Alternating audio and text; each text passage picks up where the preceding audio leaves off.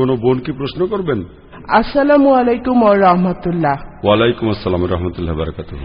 ভাই, আমার প্রশ্নটা আসলে আগের প্রশ্নটার সূত্র ধরেই যে আমরা যদি দাওয়াত দিতে চাই তাহলে ইসলাম ধর্ম সম্পর্কে বেশ কিছুটা জ্ঞান থাকা উচিত।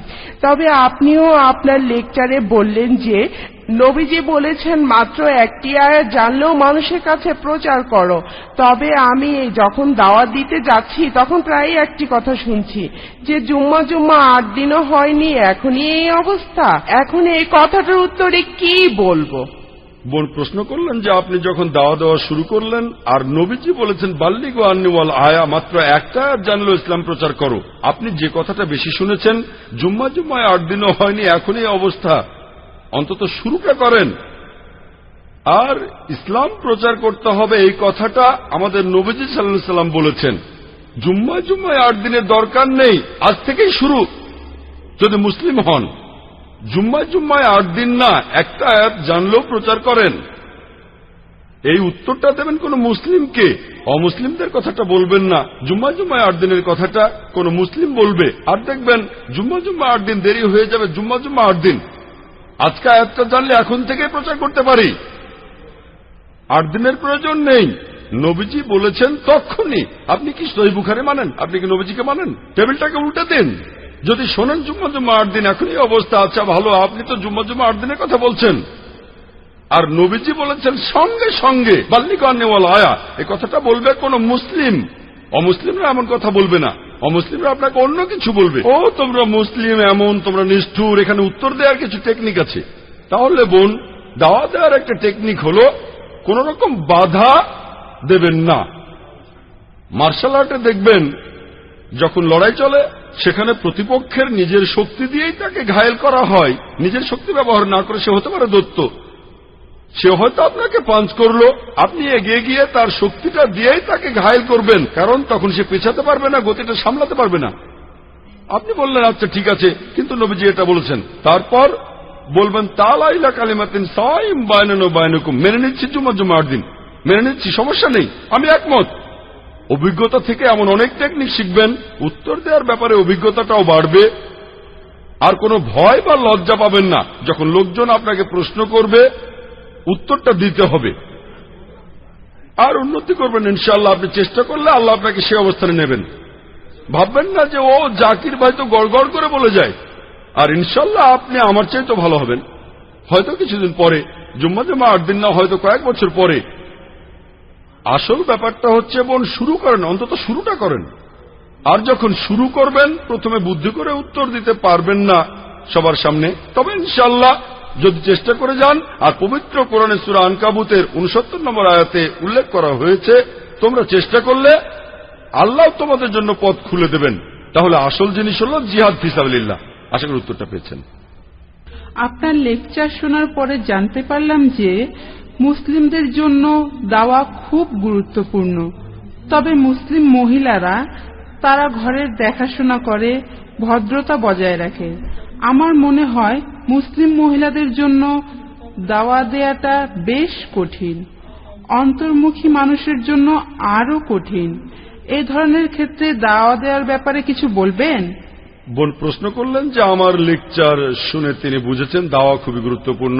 দাওয়া দেওয়া আবশ্যিক বোন, গুরুত্বপূর্ণ ঠিক আছে, তবে আবশ্যিক। এটা আবশ্যিক আর সেজন্য গুরুত্বপূর্ণ। আপনি প্রশ্ন করলেন একজন মহিলা কিভাবে দাওয়া দেবেন অমুসলিমদের কাছে, বিশেষ করে যদি ভদ্রভাবে করতে চান। অনেক মানুষের ভুল ধারণা আছে যে শুধুমাত্র বহির্মুখী হলে দাওয়া দিতে পারবেন। ব্যাপারটা আসলে এমন না বোন। অনেক ভদ্র মহিলা আছেন মাশাআল্লাহ, তারা যথেষ্ট আধুনিক মাশাআল্লাহ, আর তারা দাওয়া দিচ্ছেন আলহামদুলিল্লাহ। কিন্তু যে মানুষটা অন্তর্মুখী সে কিভাবে দাওয়া দেবেন? বোন, মানুষের একটা ভুল ধারণা আছে যে দাওয়া মানে কথা বলা। দাওয়া মানে শুধু কথা নয়, দাওয়ার অনেক প্রকারভেদ আছে। একজন লোকের সাথে কথা বলতে পারেন, বাসায় অনেকজনের সঙ্গে কথা বলতে পারেন, চিঠি লিখতে পারেন, ইমেল পাঠাতে পারেন। তবে এখানে দাওয়ার ব্যাপারে যদি বলতে হয়, ব্যক্তিগত লেভেলে যা হয়, পুরুষের সাথে পুরুষ বা মহিলাদের সাথে মহিলা, এভাবে আলোচনা হয়। সাধারণত মহিলারা নামেহরামদের সঙ্গে কথা বলেন না। তবে আপনি যদি ইসলামিক শরিয়া মেনে চলেন তাহলে আলহামদুলিল্লাহ আপনি ঘরে বসেও দাওয়া দিতে পারেন। যদি অন্তর্মুখী হন ঠিক আছে, হয়তো ভালোভাবে বলতে পারবেন না, হয়তো লজ্জা পাবেন বা কিছু বলতে চাইবেন না।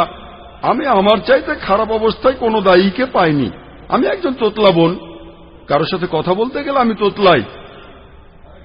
কেউ আমার নাম জিজ্ঞেস করলে বলতাম যা যা যা জাকির।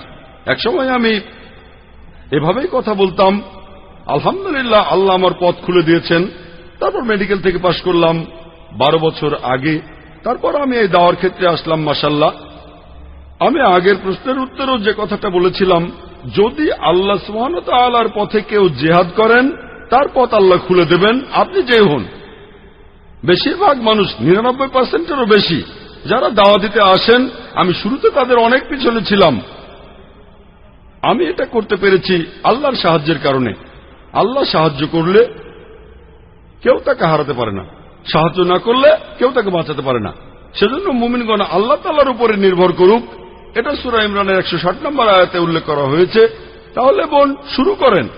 যদিও ভেবে থাকেন কথা বলতে পারবেন না, কথা বলতে চাইবেন না, আপনি অন্তর্মুখী, তারপরে শুরু করেন, আর ইনশাআল্লাহ আল্লাহ সাহায্য করবেন। আর মহিলা হয়ে ভদ্রতার সাথে দাওয়া দিতে পারবেন না এমনটা নয়। অনেকের ভুল ধারণা আছে যে ভদ্র মানে ঘরে বসে থাকা।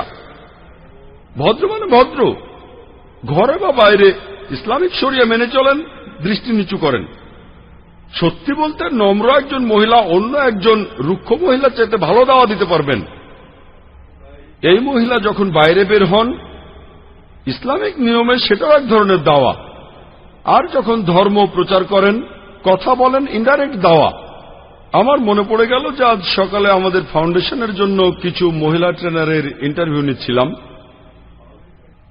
বোম্বে শহরের অনেক মহিলা এসেছিলেন। তারা আসার পর ইন্টারভিউ নিলাম, তাদের সাথে কথা বললাম, আমার বোন আর আমি। আর এইসব মহিলা তারা আমাদের প্রশ্ন করল যে আচ্ছা, আমরা ট্রেনিং দিতে আসলে শাড়ি পরে আসতে পারবো অথবা সালোয়ার কামিজ কি পরে আসা চলবে? তারাই প্রশ্ন করছে। আমরা তাদের কিছুই বলিনি, তারা মহিলা, ট্রেনিংও দেবেন মহিলাদের। এটাও হলো দাওয়া। আমাদের কথা, আমার বোন যেভাবে হিজাব পরেছে, তারাই তখন বললো সালোয়ার কামিজ কি পরা যাবে নাকি অন্য কিছু পরবো। আমরা কোনো নিয়ম বানাইনি, তারা তো ট্রেনার, সবাই প্রফেশনাল, আমরা মাইন্ড করবো না। তারা মহিলা, সালোয়ার কামিজ বা অন্য যা কিছুই পরুক, তারা যে পোশাকই পরুক, তাতে কোনো সমস্যা নেই। কিন্তু সেখানে আমার বোন যে পোশাক পরেছে সেটা তো সবাই দেখছে। অমুসলিম প্রফেশনাল, বিদেশ থেকে ট্রেনিং পাওয়া, মানুষকে কথা বলার উপর ট্রেনিং দেয়। তারা প্রশ্ন করেছে কেন? কারণ তারা আমার বোনকে দেখেছে। ইসলাম সম্পর্কে আমরা কিছুই বলিনি, সেখানে শুধু কাজের কথা বলেছি। আর সেখানে আমাদের উপস্থাপনাটাই ছিল দাওয়া। আলহামদুলিল্লাহ, তাদের এমন কোন শর্ত দেয়নি যে ট্রেনিং দিতে গেলে হিজাব পরে আসতে হবে, এটা আবশ্যিক না। তারা অমুসলিম ছিলেন, তাই আলহামদুলিল্লাহ। তাই বোন, ব্যাপারটা এমন না যে ভদ্র হলে দাওয়া দিতে পারবেন না। সত্যি বলতে ভদ্র হলে ভালো দাওয়া দিতে পারবেন। আপনি ভালো অবস্থানে থাকবেন। আর কিছু কিছু পরিস্থিতিতে বলতে পারেন আমি মহিলা, সাধারণত ঘরেই থাকি, বাইরে খুব বেশি আলোচনা করতে চাই না। কথা বলতে পারেন টেলিফোনে, ইন্টারনেটে যোগাযোগ করতে পারেন, মহিলাদের সাথে আলোচনা করাই ভালো। এভাবে দাওয়া দিতে পারেন। তাদের বই পাঠাতে পারেন, ভিডিও ক্যাসেট দিতে পারেন, অডিও টেপ দিতে পারেন, ইত্যাদি। আপনি আপনার মুসলিম বন্ধুদের জানাতে পারেন, সবাইকে জানাতে পারেন। পরিচিত অমুসলিম না থাকলে আপনি মুসলিম বন্ধুকে বলেন তার কোনো অমুসলিম বন্ধু আছে কি যে ইসলাম সম্পর্কে জানতে চায়, সমস্যা নেই। যে জাকির ভাই একজন অমুসলিম বন্ধুও নেই, আচ্ছা আপনার মুসলিম বন্ধুদের বলেন তাদের অমুসলিম বন্ধু আছে কিনা, প্রশ্ন আছে কিনা। সহজ, আল্লাহ আপনার পথ খুলে দেবেন। আর আপনি শুরু করলে ইনশাআল্লাহ আল্লাহ সাহায্য করবেন। তবে আপনাকে শুরু করতে হবে, আর দেরি করবেন না, এখনই শুরু। আশা করি উত্তরটা পেয়েছেন। ভিডিওটি ভালো লাগলে লাইক দিয়ে শেয়ার করুন, কমেন্ট করে আপনার মতামত দিন। এরকম আরো ভিডিও পেতে